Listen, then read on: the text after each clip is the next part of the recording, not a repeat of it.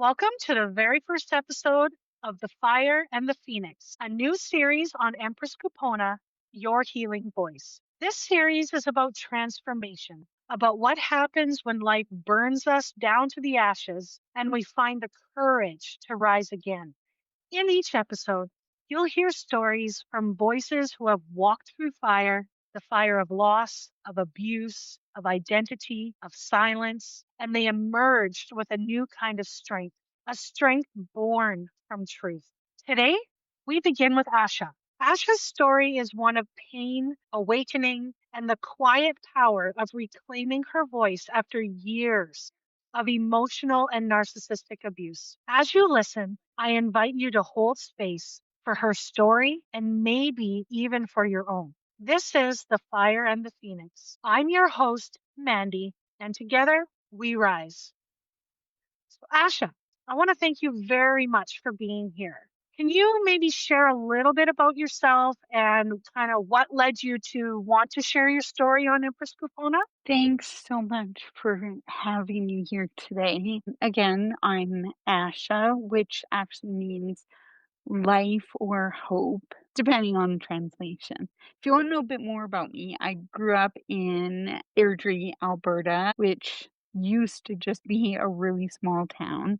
I've got two sisters, and my parents grew up with not having a lot, but I think I had a pretty good childhood. We moved to BC right after kindergarten, and in BC, I was that shy, thin, quiet, redheaded kid in school. I had like handmade clothing.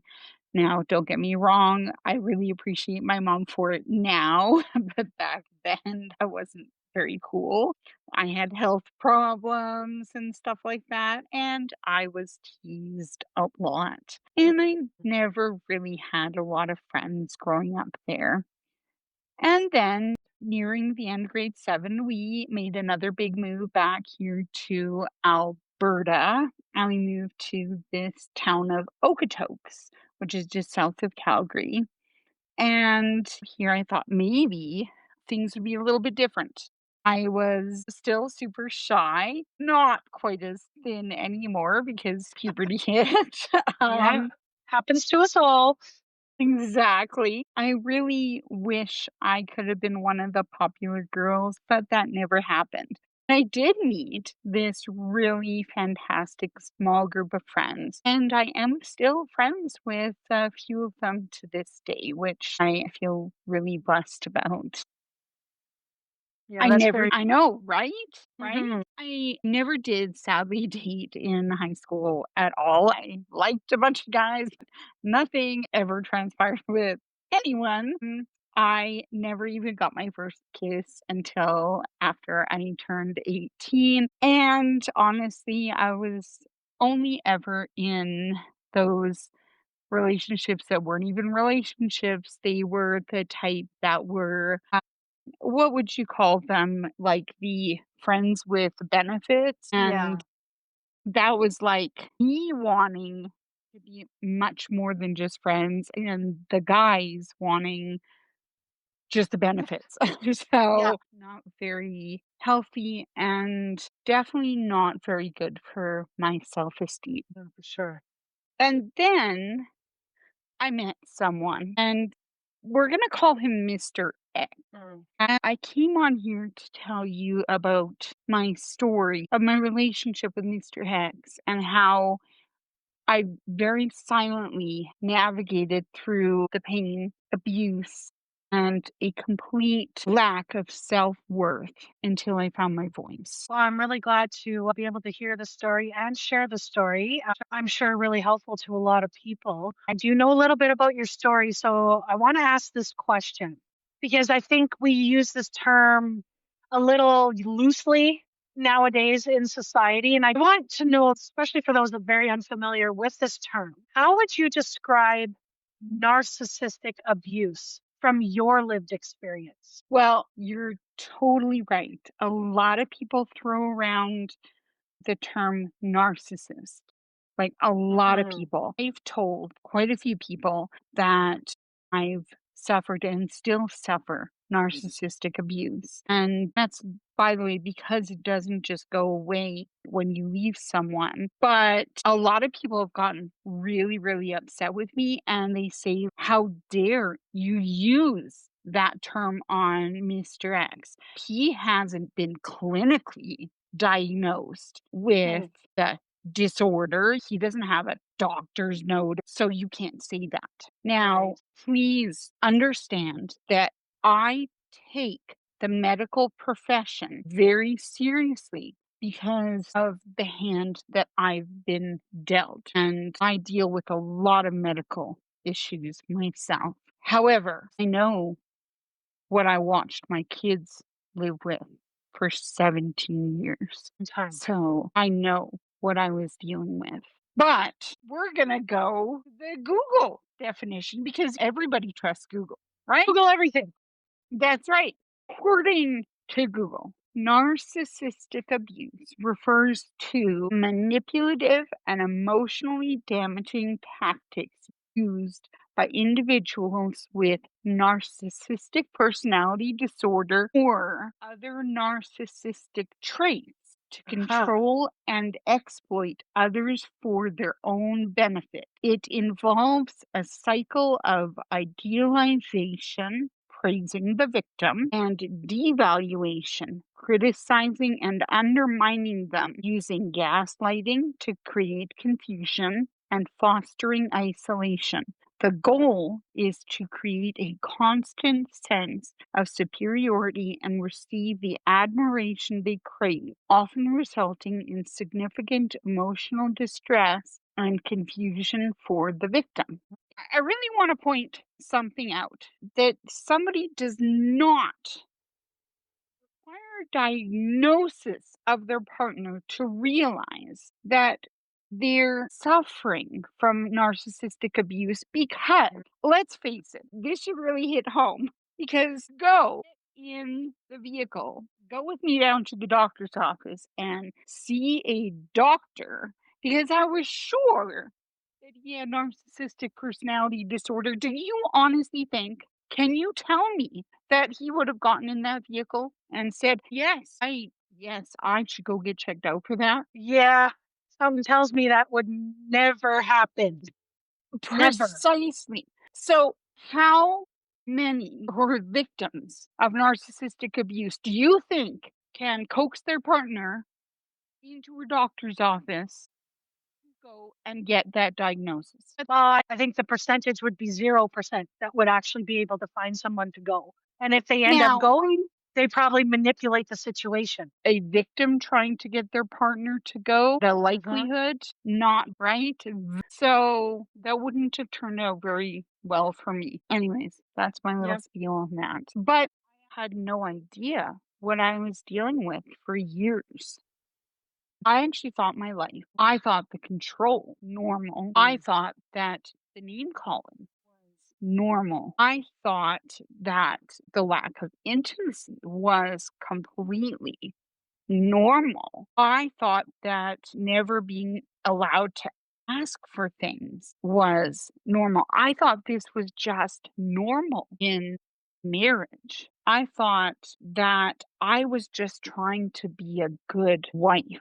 Unseen, anytime I actually tried to speak up, man, would I be in huge trouble because then I was a nag. Then there was hell to pay, and it was awful.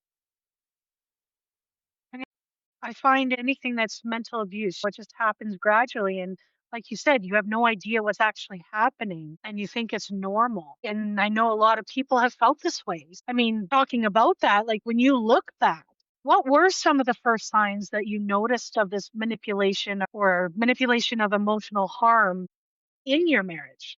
It was little things like controlling money. My Mm. parents had given me money after we got married. Mr. X, he immediately insisted that he put it into his savings account. It wasn't even our Wow. joint account. It was his personal savings account that I had no access to. And then it was things like him starting to comment on my looks and weight and encouraging diets. And I'm not saying that Mm. spouse encouraging health is a bad thing, but when I'd go to make healthier choices and cook healthier, he would tell me that my meals were gross and he would refuse to eat them. And then he would tell me Oh. that I had to cook the way he liked the meals to be cooked, but they weren't healthy. And so he either wanted me to cook the meals his way, in which I wasn't supposed to eat those meals because that was then unhealthy, so I couldn't eat, or I'd have to cook 2 completely separate meals. So it became very frustrating and I didn't really know what to do. But if I cooked 2 separate meals, then I was wasting food. It Oh. I couldn't win. I do remember one other thing, and this was more with my kids, but my kids kept leaving the lights on in the bathroom, You do that and a lot.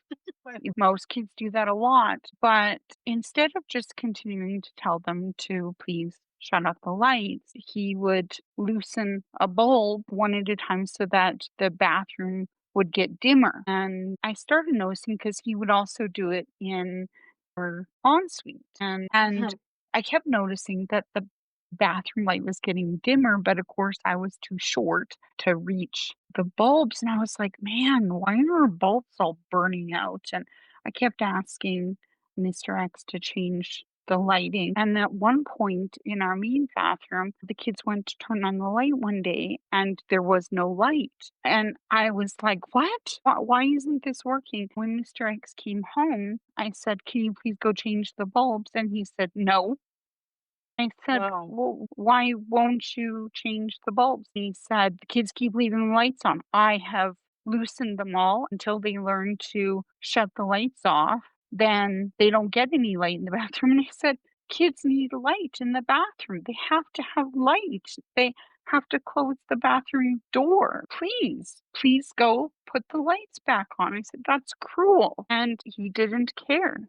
He Hmm. just kept them unscrewed. Finally, I got a stepladder and I went and I screwed them all back in and I got in big trouble and I took the brunt of it, but I could not justify having my children use the bathroom in the dark because it wasn't right.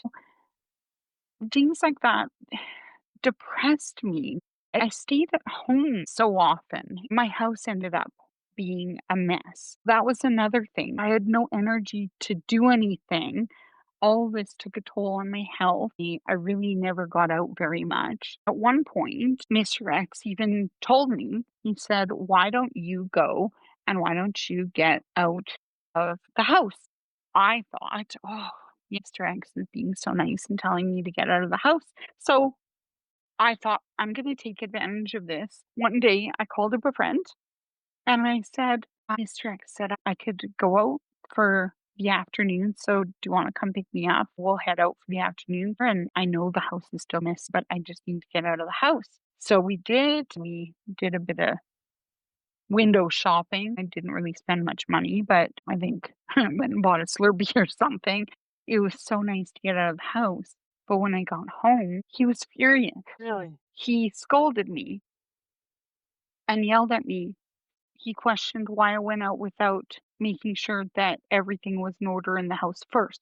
And You couldn't I win. felt like that's right. I always felt like I couldn't win. And I'm not saying in marriages one partner has to win. That's not what I'm saying. I just always felt like I was always wrong.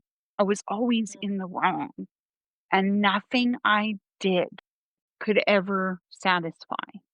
Even when I thought I had permission, which I shouldn't have to ask permission to do little things like that.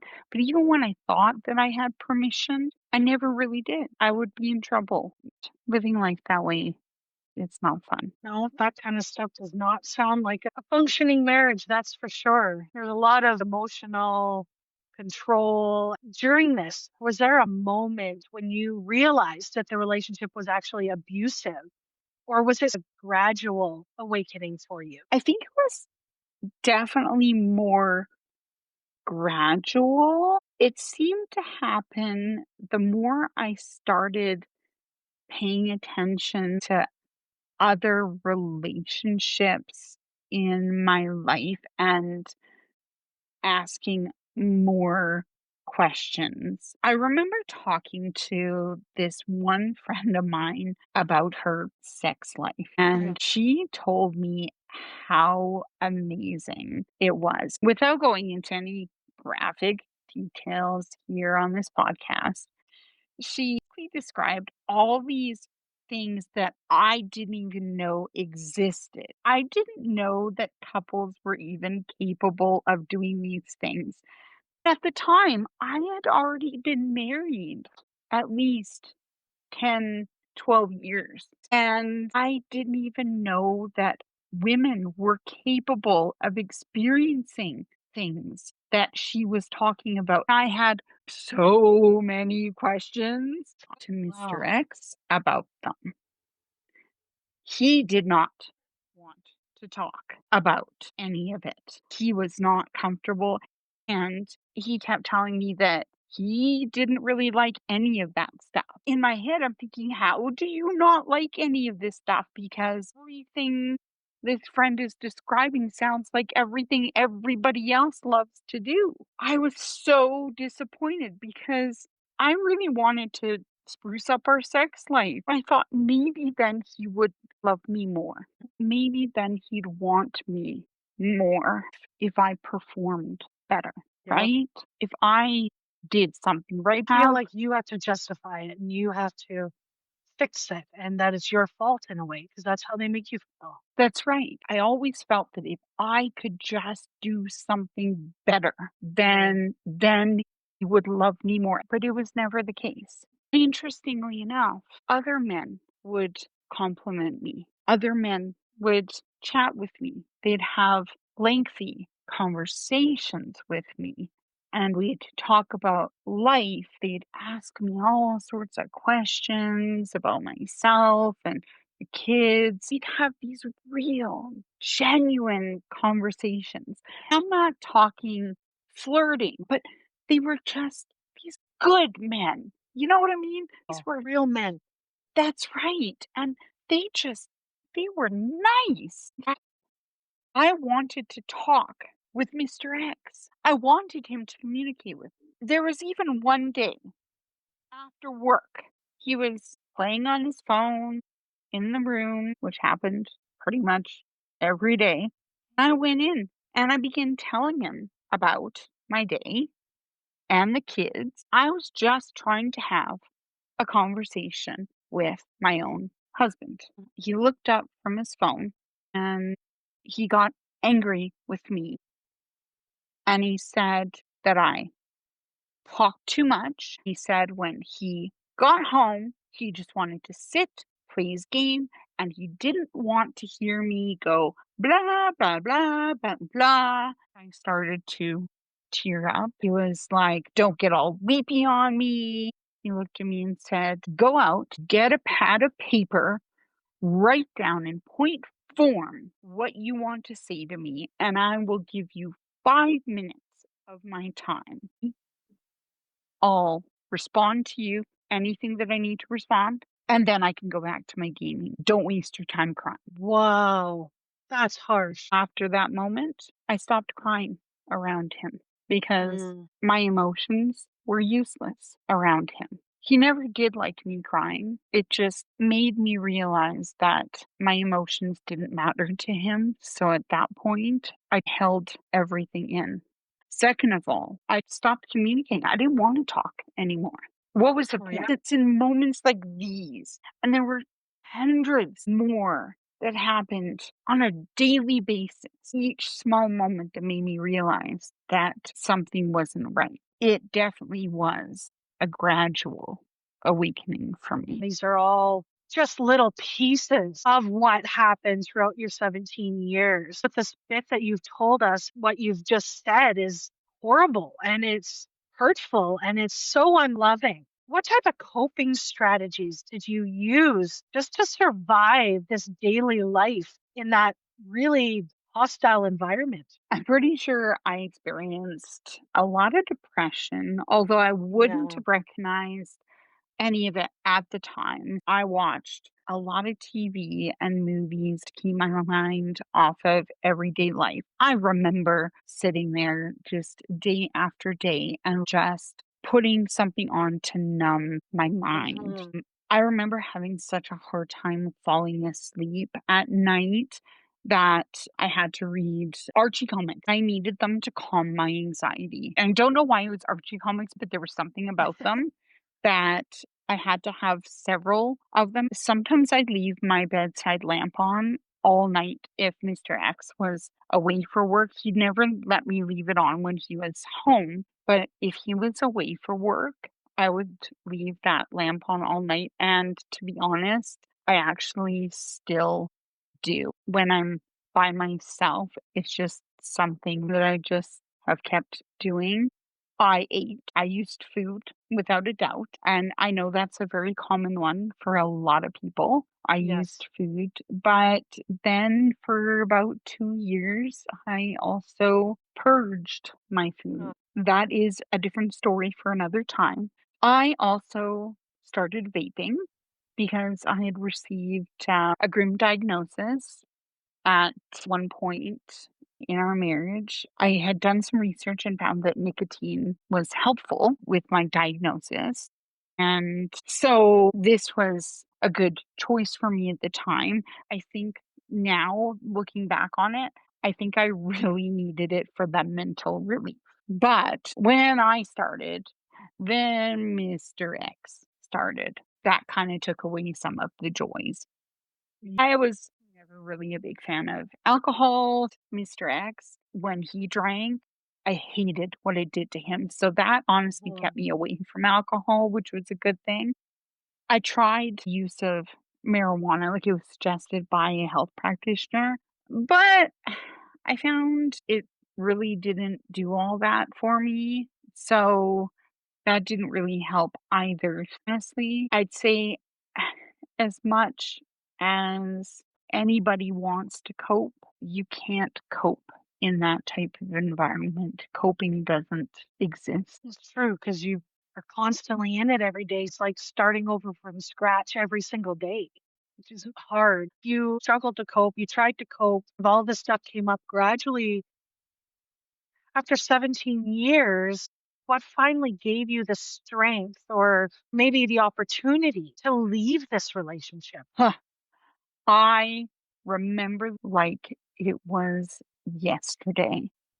It was a Saturday, and I was sitting in our bedroom, and I called Mr. X into the room, and I asked him to give me a ride to something that was really time sensitive that afternoon. I couldn't drive at the time due to some health issues, and I was relying on him to make sure that I got to this appointment, despite the fact that he had no plans that day. He said no. Oh, I begged and pleaded with him, but he refused because there was nothing in it for him. In that moment, I realized that this was my life. This is all I had left. I had somebody who wouldn't even lift a finger to help me when I needed it the most, knowing especially that I couldn't help myself. Then I thought of what my future was going to look like. I thought, mm, "Oh, this is so cruel." So I sat up. I remember this so clearly. I sat up and I looked at Mr. X and I said, "Don't worry about it. I'll find my own way." And he was completely shocked. He laughed at me and he said, "No, you can't." And I said, "Yes, yes, I can. I'm calling someone right now. I'll find my own ride." good for you. So I was just not going to put up with a no answer that day for the first time ever. So he slammed the door shut, and I mean slammed the whole house shook. He Jeez. started shouting swear words and awful, awful, horrible names through the door, which of course my kids were also Mm. out in the kitchen. Then I heard him take out all of his anger on my kids while they were doing their chores. So I did end up getting a ride that afternoon, by the way. Good. I also had to make sure to go and reassure my kids after their dad was done cursing and swearing at them. That's the afternoon that I said to myself, I was absolutely done being treated like garbage. And I started planning my escape.